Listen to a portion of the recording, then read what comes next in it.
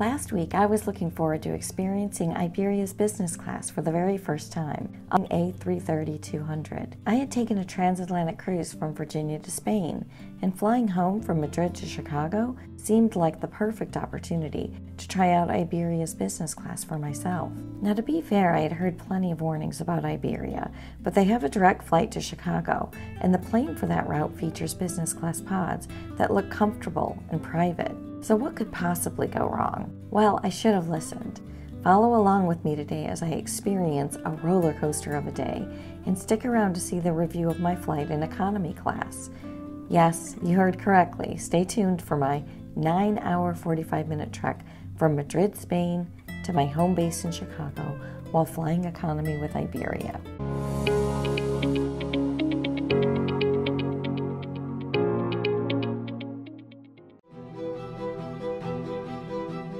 I purchased my business class flight with points months ago, and everything went smoothly. I used Avios and booked directly on Iberia's website. My total cost was 50,000 Avios plus $162.65 in taxes and fees.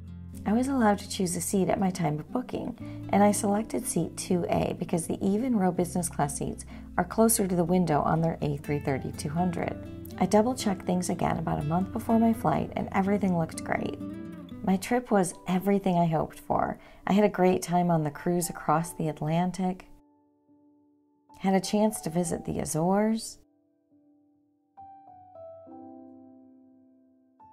Malaga, and Alicante.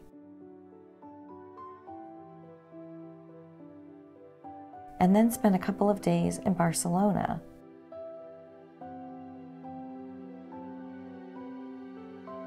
And then a couple more in Madrid.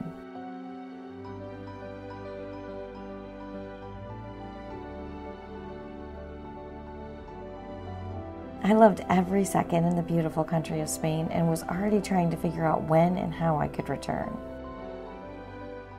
On the day before my flight home, I tried to check in as soon as the 24-hour window opened. But that's when things started to take a turn. No matter what I did, I was not able to check in. I tried to check in through the website on my laptop. I tried going through both the English and Spanish versions of Iberia's site. I then tried to check in through the app on my phone, as well as through the browser on my phone. Every attempt was met by an error message, or a message that said check-in wasn't available. Or the system would let me proceed through multiple screens and then tell me that I needed to check in at the airport. I'm not exaggerating when I say that I wasted over an hour trying to get it to work, but no success. I Googled the issue and found that this was a common problem for international passengers. So ultimately, I gave up and decided I'd get to the airport very early to make sure that things worked out okay. The next morning, I was in a taxi bright and early, and traffic seemed light. The ride to the airport was uneventful and quicker than expected. My taxi dropped me at the business class entrance. I gathered my bags and went in to find the business class check-in line.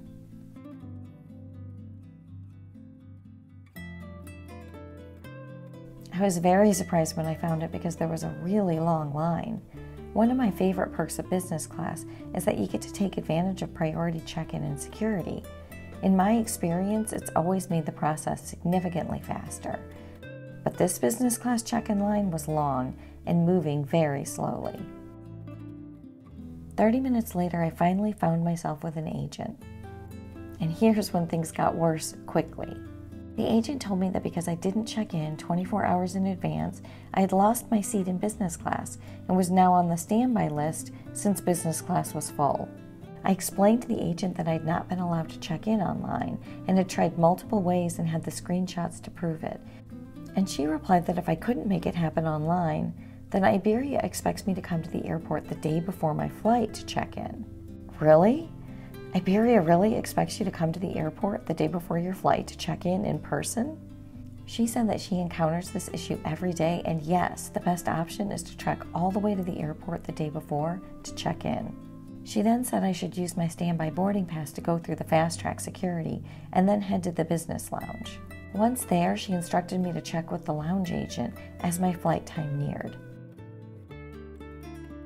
So off I went in search of fast-track security. I made it through and followed the signs to the Iberia lounge. I was happy to find it so quickly, but I should have known it wouldn't be that easy. When I tried to check in, the agent told me I was in the wrong terminal. She told me to exit the lounge and find the trains that travel to the S terminal and then go through passport control there. Nobody had bothered mentioning that to me during check-in, so it was a bit of a surprise to me. But off I went in search of the correct terminal and the correct lounge. I had to take an elevator to the first floor and then hop on a train.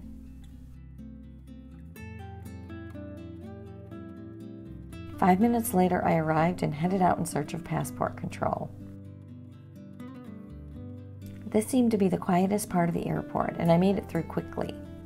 And then I followed the signs to the lounge for the second time that day.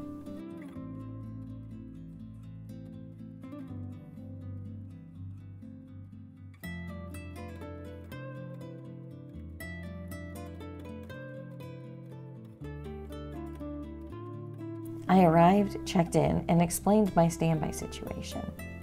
The agent was kind and said she'd try to help and that I should check with her again right before boarding. Since I still had quite a bit of time, I decided to explore the lounge a bit. I'll be posting a tour and review of that lounge very soon, so stay tuned for that. But here's a sneak peek.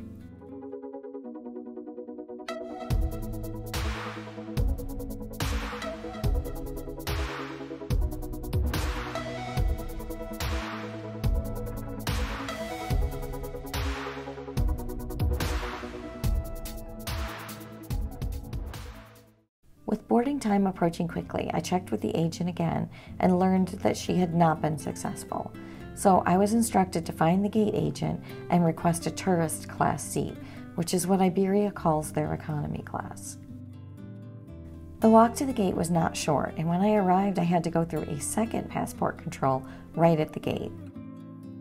This agent pointed out the SSSS on my boarding pass and informed me that I had been selected at random for an extra security check. Great. I was told to follow and was taken quite far from the gate and left in a room for an additional random security check.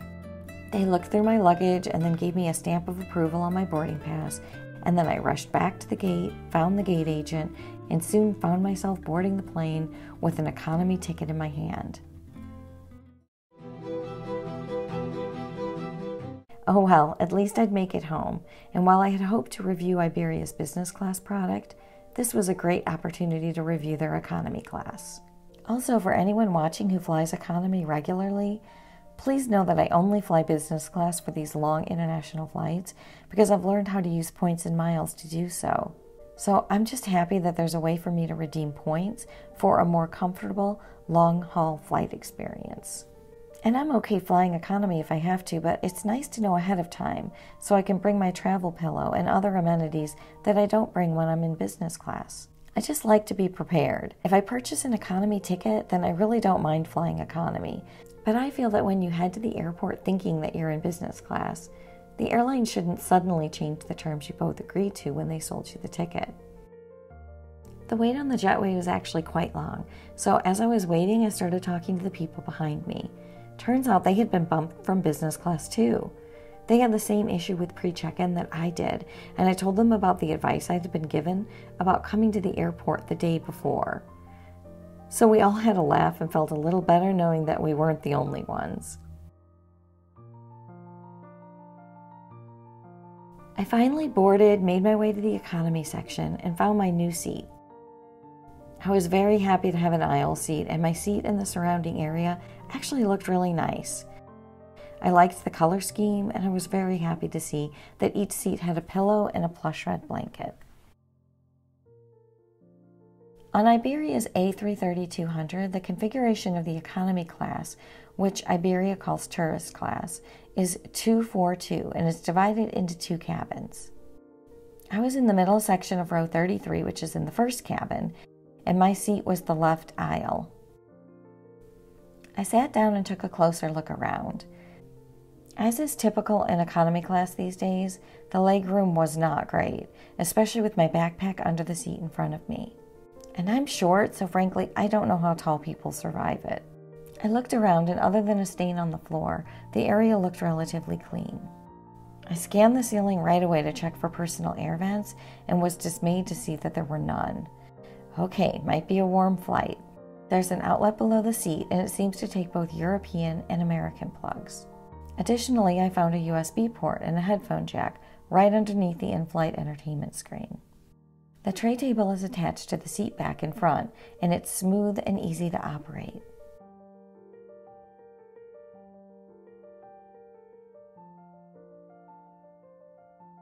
The flight attendant passed out earphones for use with the in-flight entertainment system, which I thought was quite small. But it is very close to your face, so I suppose a big screen might seem overwhelming. I'll take a closer look at the entertainment options a bit later. One thing I really liked about the seat was the headrest. It's adjustable and it actually pulls down low enough for me, which is not usually the case with most airline seats. I was really happily surprised. As boarding ended, I realized that the seat immediately next to me was going to be empty for the flight. That's always a welcome surprise. There was a very nice couple in the row with me, and we were all happy to have the extra space for storage. I was able to move my backpack over, and suddenly my space felt much more open. I could even stretch out my legs. Takeoff was smooth, but I was a little sad to not have a window. That's always the big dilemma for me in economy. Do I take a window so I can have a view? Or should I take the aisle so that I can get up when I want and not have to disturb anyone? That's the nice part about business class with pods. You get the best of both worlds with a single pod by the window. As soon as the seatbelt sign was turned off, I decided to check out one of the bathrooms at the back of the cabin. I was a little shocked how dirty it was, especially for so early in the flight. Used toilet paper on the floor and in the sink. And if it's that bad 15 minutes into the flight, I don't think I want to see it after 9 more hours. While the bathroom killed my hunger momentarily, my appetite returned once I settled back into my seat. There were no physical menus, but I noticed that there was an option to view the menu on the Iberia app. The dinner menu indicated the starter would be corn and quinoa salad, garnished with vitello sauce. For the main course, we would have the option of a veal burger with potatoes au gratin and sautéed zucchini, or rigatoni pasta in a creamy zucchini sauce with feta cheese. Dessert would be a blueberry sponge cake. And there would also be a warm bread roll and a bottle of water served with the meal. I chose the pasta as my main, and for my drink, I just went with water. They did offer complimentary wine and beer, but frankly, the tray felt very crowded and precarious, and dealing with a plastic cup with wine seemed like it would be more effort than it was worth. The pasta didn't look bad, and it was actually quite good. Same with the corn and quinoa salad.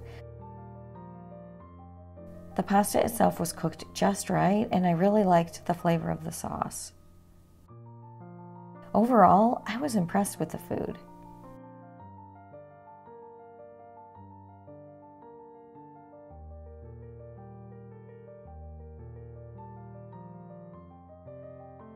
Partway through the meal, the flight attendant came by again and offered tea or coffee. I opted for tea to have with my sponge cake.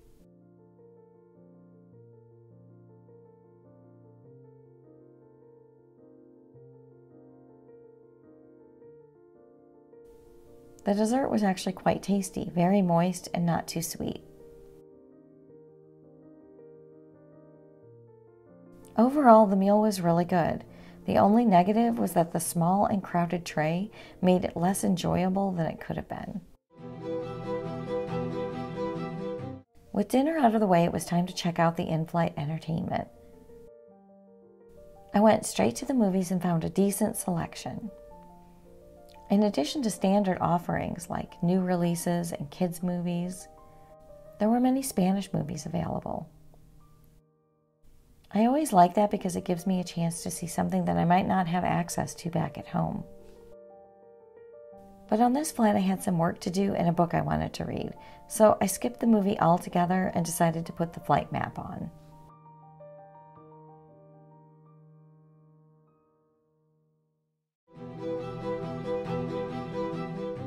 When I looked at the menu earlier, I noticed that there would be an ice cream snack later on the flight. And just about the time we were reaching the east coast of Canada, the flight attendant came around to pass out ice cream bars.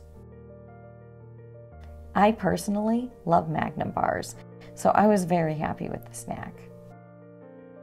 Then about an hour before landing, there was another food service. The menu indicated we could choose between a Serrano ham sandwich or a tomato and cheese sandwich, but I wasn't actually given an option, so I'm guessing the tomato and cheese must have been popular and no longer available. My pre-landing meal came in a small box which contained the sandwich and a small Kit Kat bar.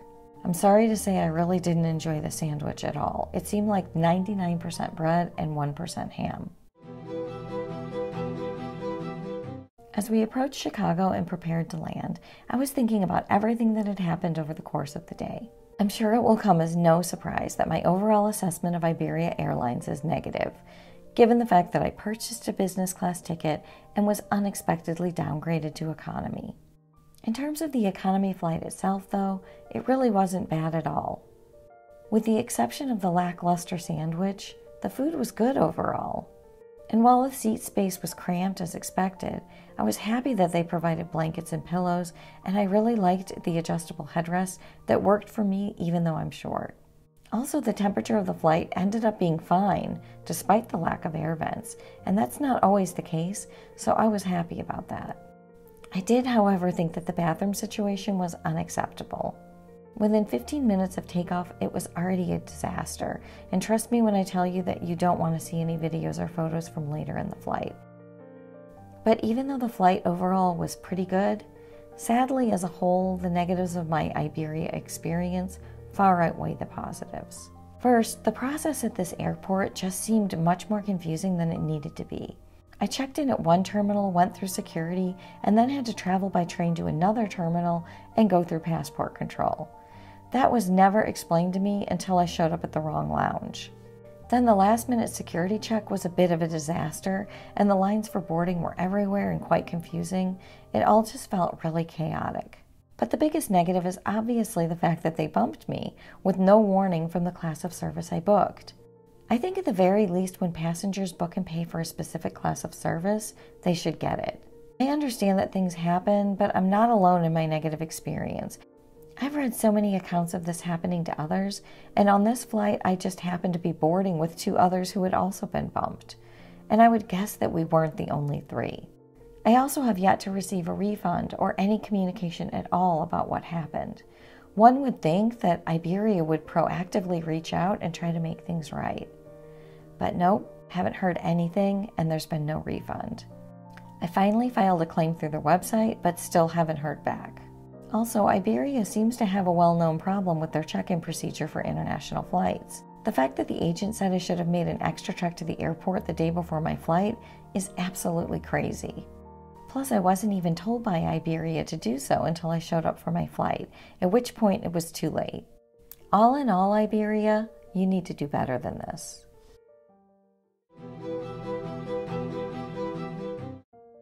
As I made my way off the plane and into Chicago's O'Hare International Airport, I have to admit that I was relieved that the flight was over and I'd made it back home.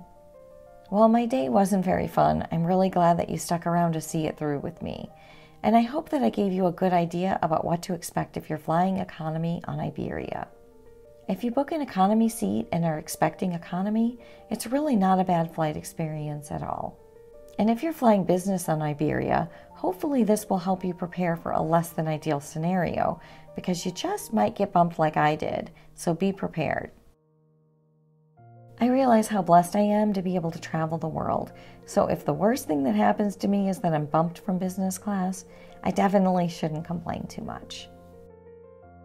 If you've had an experience with Iberia, good or bad, I'd love to hear about it in the comments. I'd also love to hear from anyone who's had a similar experience to me. either in terms of not being able to check in or in terms of being downgraded. Also, if you enjoy content like this, I hope you'll hit the like button, subscribe, and hit the notification bell so you don't miss any future videos. Until next time, happy travels.